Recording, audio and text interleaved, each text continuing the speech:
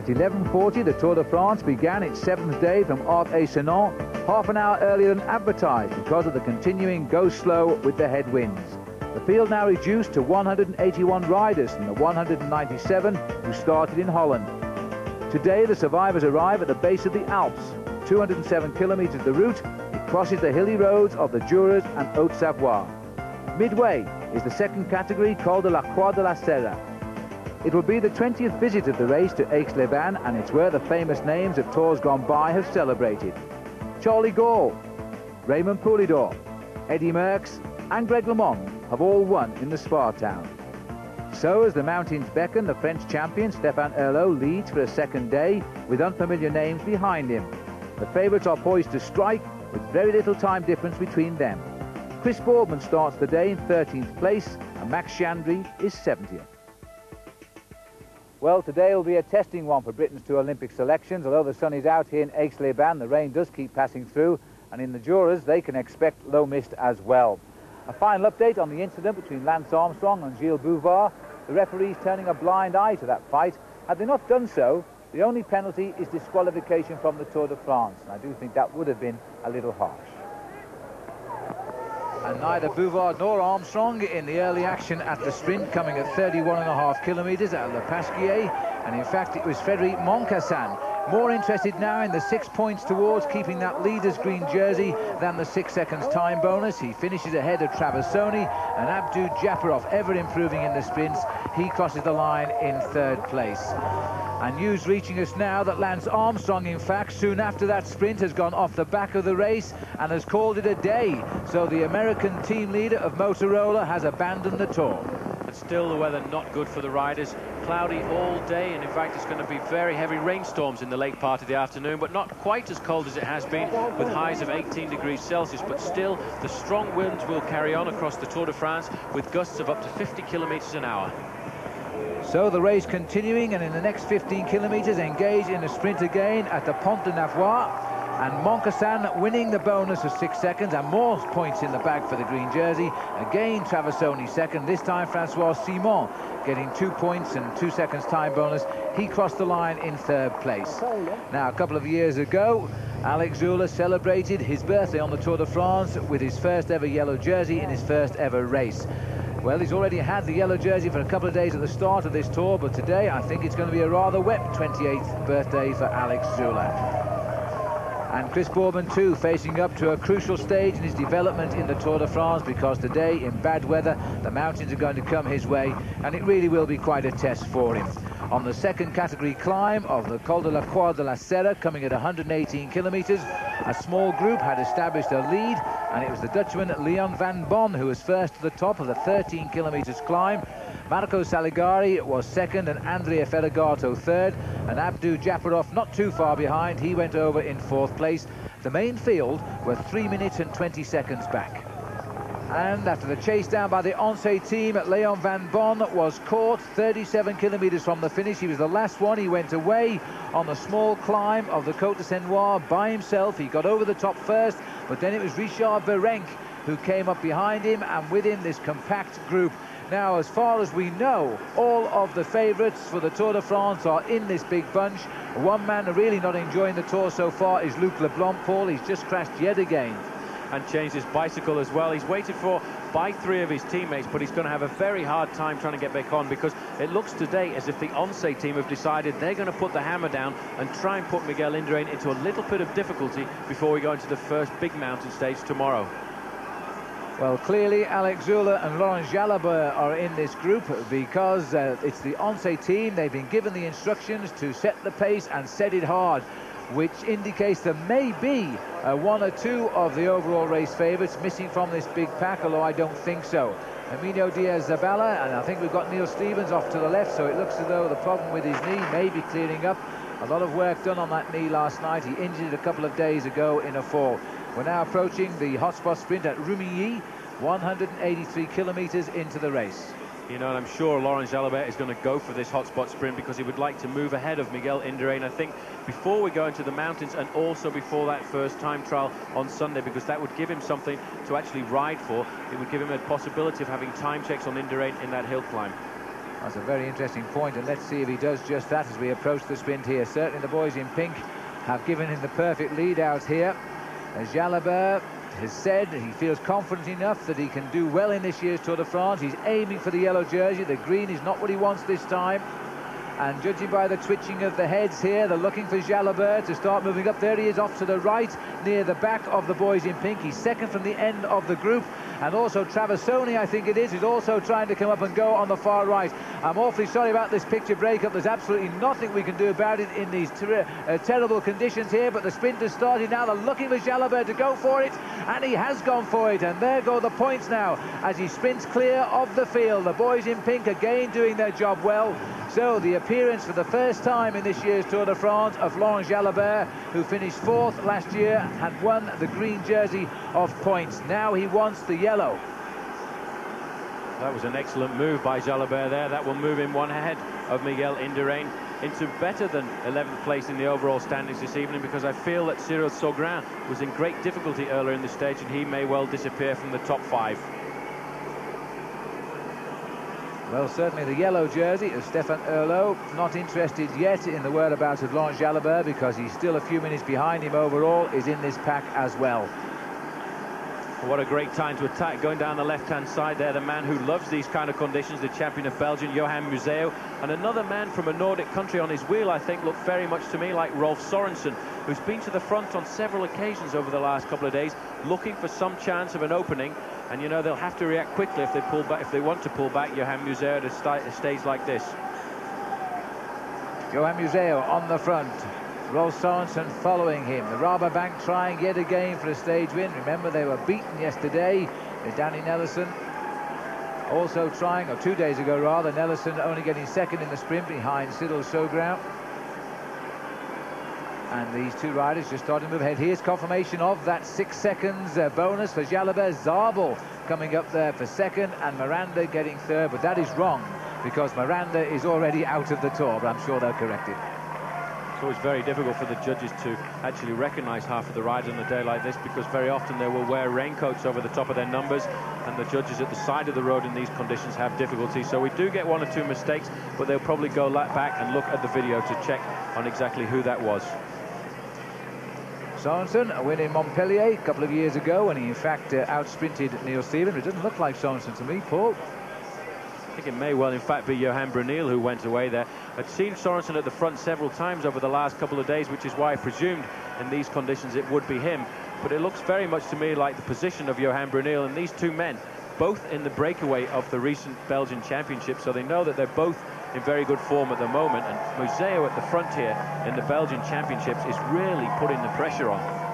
And you saw the correction come through there. Melchior Mari, another Once man and former winner of the Tour of Spain, he was the rider slipping into 3rd place there. There's the champion of Belgium, Johan Museeuw, and in fact it is number 81, so 10 out of 10 for Paul for spotting Johan Brunel it was now, and not Rolf Sorensen who had made the move. This is a very dangerous move at the moment, because although Johan Brunel has been very quiet in the overall standings so far, riding quite a lot at the back, this man is the leader of the Rabobank. He left Once last year and came over to this team because really they were going to pay him an awful lot of money, but he's still the kind of rider who can ride well in the overall standings of the Tour de France. Well, both of these riders have won stages in the Tour de France before. I wonder if they'll get another one today. We'll find out after the break.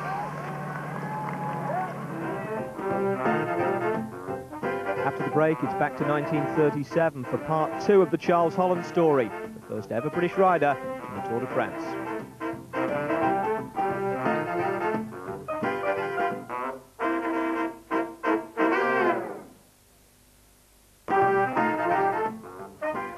Welcome back. Now, if you were watching yesterday, you'll have seen part 1 of Charles Holland's Tour de France diary, written in 1937, when he was the first Briton ever to take part. If you didn't know, let me quickly recap. Our man Charles is riding the race alone with virtually no backup, but despite persistent equipment problems, he survived the first 2 weeks of the race, and he's only 800 miles from Paris. A pretty impressive achievement, and one that hadn't gone unnoticed by the French public, as Charles wrote on the rest day in Perpignan before stage 14.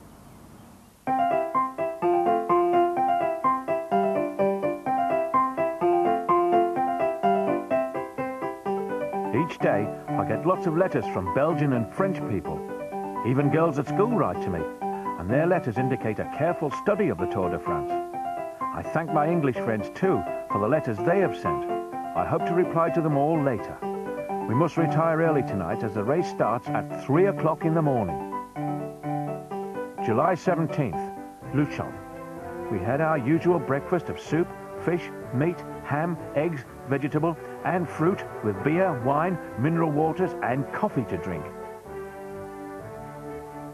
Despite breakfast, Charles was going well. Sadly, his bike and his lack of backup were about to catch up with him. I was only 30 yards behind the leader, a short way from the top, when I again punctured. Coming down the other side, I had 2 more punctures, and as we only carry 2 spares, I could do nothing but wait for someone to turn up. A crowd of peasants had gathered round me, but they could not help me. A priest brought me a bottle of beer, and although it quenched my thirst, it got me no further.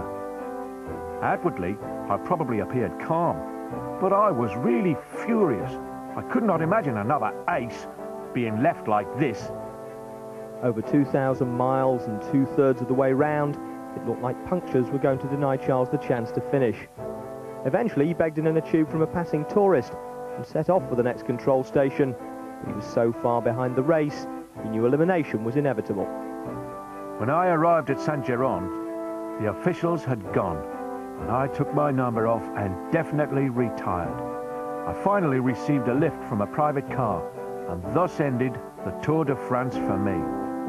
The English headlines in the French papers the following day were a mark of respect for Holland's noble failure. The man himself was already planning ahead. If I come back next year, it must be with a full team and an English-speaking manager. Yours, Charles Holland.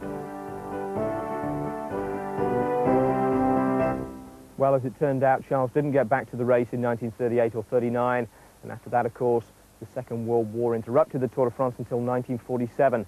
So in the end, that turned out to be his only attempt. A fascinating story, though, and our thanks to his daughters, Nina and Francis, for helping us put it together. All right, back to the race on the road today now with Phil and Paul. Well, thank you, Gary. And now we're looking here at the Senans-Aix team. They are still at the front, setting the pace. They have been doing this now for at least 30 minutes, dragging this field along. Luc Leblanc, who we told you had crashed, is still riding more than 2 minutes behind with his teammates, and also back there now, Frédéric Moncassin. And the rider who won stage 4, Cyril Saugrand, the young Frenchman in his first tour, well, he isn't anymore. He's just retired. It's a tough day as well at the back of the race, because you can hear the race commissaires controlling the convoy of cars there, just letting them up one at a time. So a lot of riders going out to the back of this bunch, and that's obviously due to the pressure on the front here by the Senans-Aix squad, who this is the first time in this year's Tour de France we've seen them take control of a race, and they obviously believe that Laurent Jalabert can win today. Well, the doctors must have done a great job overnight on Neil Stevens' bad knee, because this rider back up here now, and as always pulling his weight for the Senans-Aix team. He's been at or near the front now for a long time, and never far from his side, his friend and teammate Herminio Diaz-Zabala. These two riders last year were over at Mount Buller in Australia, where they trained and raced, and Neil Stevens won the Australian Championship that year for a second time. Coming through now, Roberto Sierra. They really have got themselves organised for the second part of this year's Tour de France, because that's, I think, what we're going to go into as of tomorrow when we go into the mountains. And there's a little attack going down the outside there. In fact, looked very much to me as if Diaz-Zabala or Mauri has tried to go clear on his own, and that is a surprise, because I felt as if they would be controlling the race for Jalabert, and at the same time they've launched Mauri off the front. Now, when we went to the break, it was Johan Museo and Johan Brunel who were on the attack. They didn't last much longer, less than a minute after we left you. They were swept up, and the Senans-Aix boys clearly have a plan today, and they have been doing all of the attacking. If you were watching the Tour de France last year, you may recall that long breakaway on Bastille Day to Monde, and it was then that this man who's on the attack now, Melchior Mauri, did a tremendous amount of work to pave the way for Laurent Jalabert to go on and win the stage. Well, he's on the attack again, and this is an ace car being played, but you know, Paul, this is the only way the Senans-Aix team can beat Miguel Indurain. That's by attacking him as a group. Well, that's what they did last year very successfully. They tried to put him under pressure, and they didn't do the job that they could. They didn't dethrone him completely, but if they want to beat him this year, they really are going to have to do this and start early and keep knocking away at him to try and destroy his confidence and try and wear him down, and his team, who's already 1 man down at the moment. And Bruno Boscodin, the first emissary across from the pack, and this race very much under pressure today, and we don't know at this point if indeed Chris Boardman is in this group, because our cameras haven't gone near the race at all. These conditions are very dangerous, and as always, I take my hats off to the cameramen and the motorcycle riders who keep us in such close contact with the race. Now it looks as though we have got Rolf Sorensen here. No, it's Michael Bogart who is at the front, and the spray going all over him, and that's the reason for the face he's pulling. But there's a lot of riders here now willing to lift this pace. Second man in the line there in the pink jersey, though, was Laurent Jalabert at the front, covering the moves, looking for any kind of weakness, looking for a sprint in the peloton to see if he can steal a little bit of time on Miguel Indurain before we go into the big mountain stage tomorrow. Still the attacks coming. This is one of the TVM riders trying to go through it clear here at the moment. Very difficult in these conditions to spot exactly who these riders are attacking. Well, it wouldn't surprise me. It could be Jesper Skibby who's going away here for Denmark as he moves clear of the field. They've all sat up. You saw the hand go up there from Michael Bogart. He wanted more of the Rabobank team to come to the front and start working, but the TVM riders shot off on the inside. As the riders now move down steadily towards the finish, they are approximately 9 kilometers from the end. Race radio telling us this is Bo Hamburger who's jumped clear at the moment. He hasn't got a great lead over the main field, only about 50 or 60 meters, but the speed at the back there, I'm sure we'll soon see the Once squad coming back there, starting to organize it and try and bring it all back together, because if they can, Laurent Jalabert has a great chance of winning the stage today. But let's not forget Eric Zabel is in that group, and I'm surprised to see the fact that he's got over the mountains so well, but as we speak, he's just had a flat tire at the back. Well, in weather conditions like this, I am a little bit surprised there aren't more flat tyres, because these thin racing tyres that only weigh a few ounces very often pick up the grit in the wet weather. Bo Hamburger, a stage winner of the Tour last year, and you may notice that on many occasions during the end of the stage, a Danish rider does attack, and that's because the Danish television viewers this year are enjoying 100 hours of live coverage on television there, and you'll find that the Danish riders want to get on the pictures. 10 kilometers to go there, and still the attacks coming through. Mapei are also another team who've been at the front when it comes to the closing stages. This looks very much to me like the figure of Andrea Taffy trying to go clear there, and also another rider just dropping off the back, but the main field is very close at the moment. Well, the approach is pretty good now as the riders head down to Aix-les-Bains. The narrow roads of the Jura and the Haute-Savoie are behind them. We're now into the Savoie itself, and all of the weather has closed right in. The clouds have rolled in across the lake, and conditions now very, very miserable indeed for the riders in the Tour today. We have a long list of riders who have abandoned. Gonchenkov and Fagnin you may have seen in that crash yesterday. Well, he's retired this morning with his injuries. Gonchenkov didn't start either. Lance Armstrong has gone. The American Eddie Seigneur, last year's champion of France, has gone. David Bramati of Italy. Jean-Céline Robin, he's gone. Frédéric Pontier, another Frenchman, and the stage winner of stage 4, Cyril Sogran.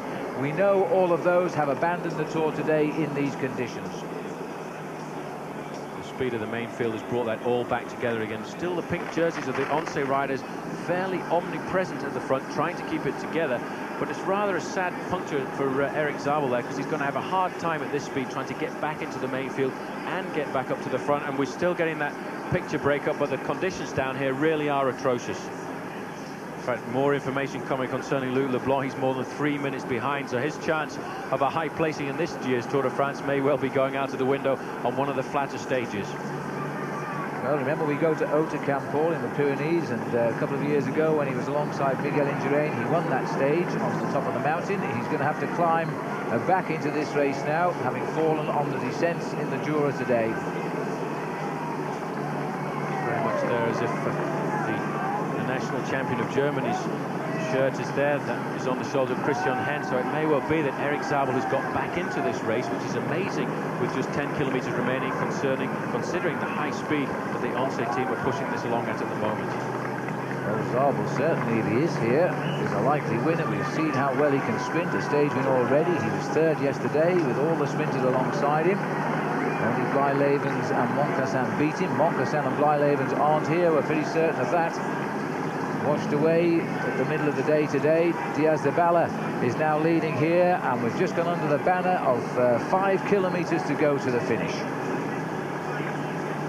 Superbly drilled squad, this Once squad. They've been together for quite a number of years now. Diaz de Bala there swinging over, making a sign just to let Neil Stevens know that we're going to go over to the left-hand side of the road and start to pick it up a little bit more because of this traffic island was coming. You see how the riders do communicate whenever there's danger, not just for their own teammates, but everybody in the main pack.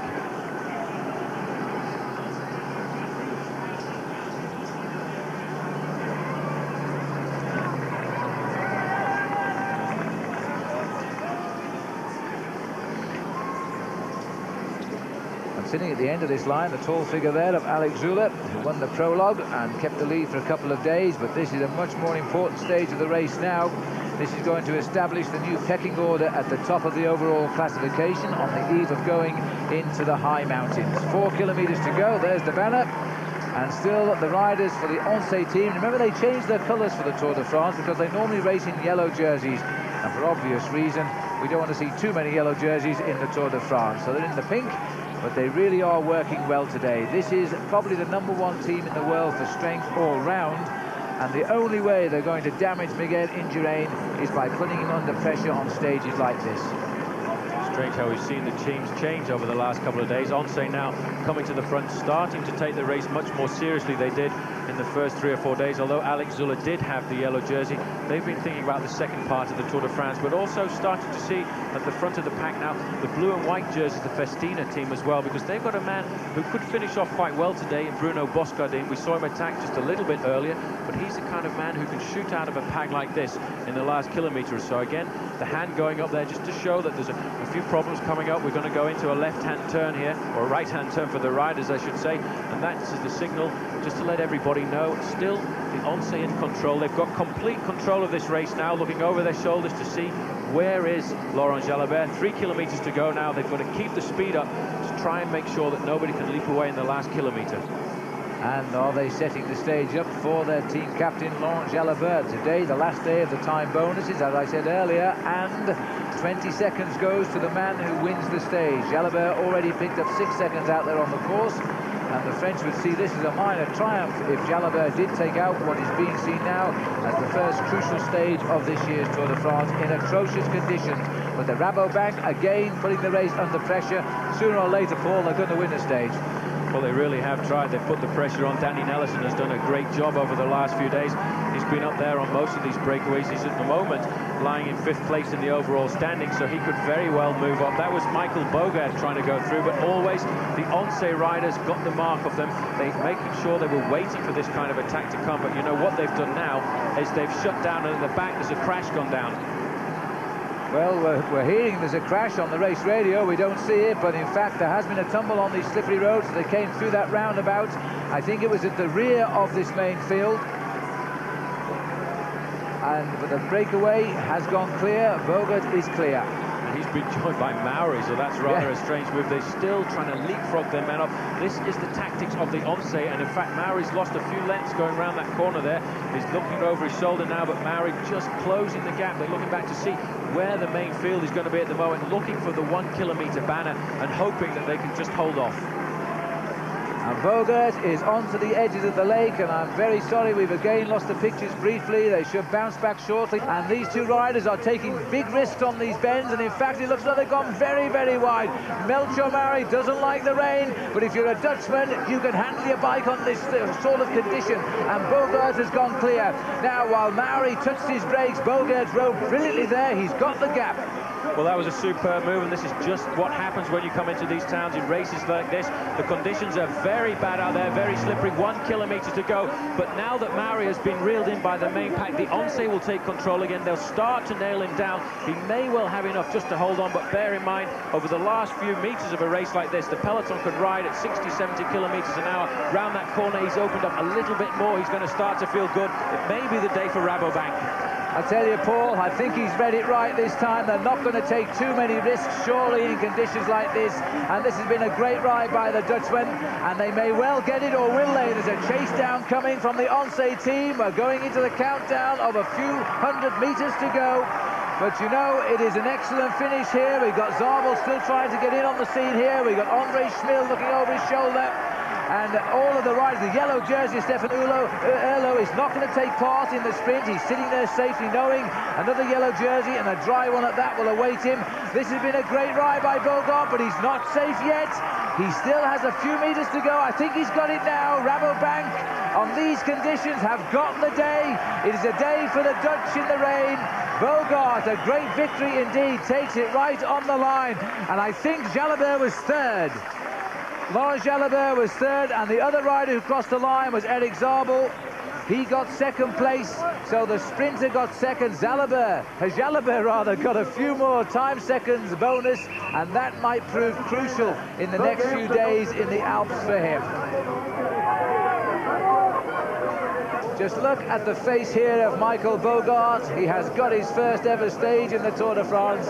Just making sure he's probably the only happy man in the race today in these conditions, and what a great ride it was. He took a lot of risks on those slippery corners, but he will tell you tonight it was worth every moment. Right behind him you can see Zabel spinning towards the line. He will beat Laurent Jalabert to it. And so the confirmation of the result, a second win for Holland in as many days. Michael Bogart of Rabobank taking the verdict, 1 second in front of Eric Zabel, Laurent Jalabert and Andre Schmil.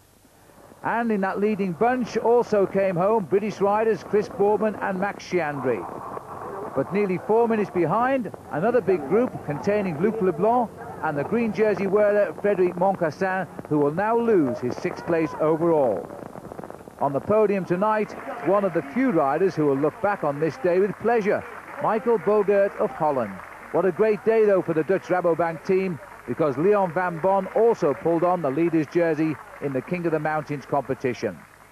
There are changes tonight overall, although Stefan Erlo of France and Mariano Piccoli of Italy keep the top 2 places. Alex Zula is up to 3rd, and Laurent Jalabert leapfrogs Miguel Indurain to 4th. Indurain himself is also up to 8th, while Chris Boardman had a great day as well. He's now climbed up to 10th. Max Chiandri also moved up the ladder. He's at fresh heights as well. A good defence today for Stefan Erlo. He rode with great spirit in that leading group and keeps the leader's yellow jersey. And don't forget, a yellow jersey could be yours on Sunday night if you can correctly predict the winner of the stage, the mountain time trial to Val d'Isère on Sunday. And you can phone your choice to 0891 11 4400. And don't forget, you can also find us this year on the internet, so you can call us up on that as well. Tomorrow night our programme will come to you at 6:30. So on a day the heavens open, it's been one of the wettest for many years on the Tour de France. It saw the end of Cyril Saugrin, a stage winner, just a couple of days ago. It also saw the retirement of Lance Armstrong, the captain of the American Motorola team.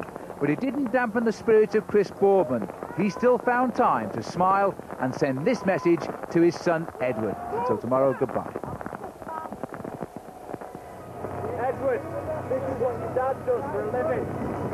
He's not going on holiday when he gets on the plane.